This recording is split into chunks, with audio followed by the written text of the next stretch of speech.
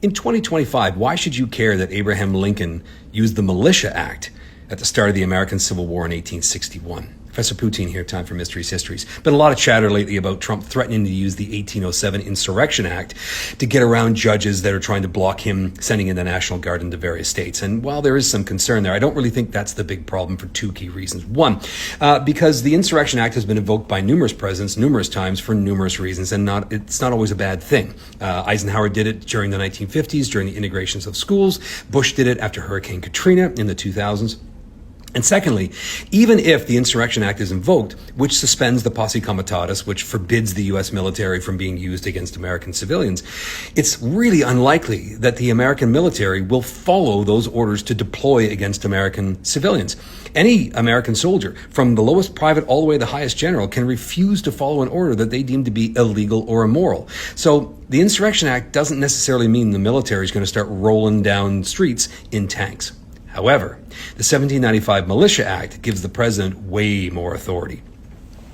What this says is, if there is a state that is rebelling against the authority of the United States, and it doesn't define how that is, and if that state's legislature, quote, cannot be convened, end quote, doesn't say why, it just says if it can't be convened, the President of the United States, on his own authority, can invoke the militia, this is Section 2, of that state or any state, and deploy it against whatever is rebelling, whichever forces are rebelling against the, quote, law of the United States, end quote.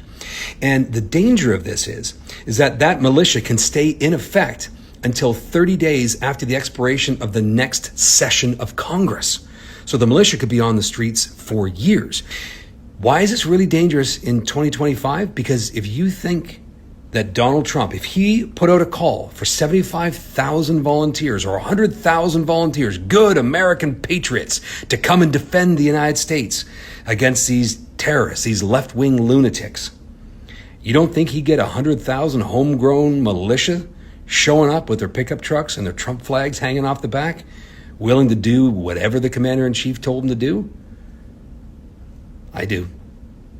Consider yourself updated.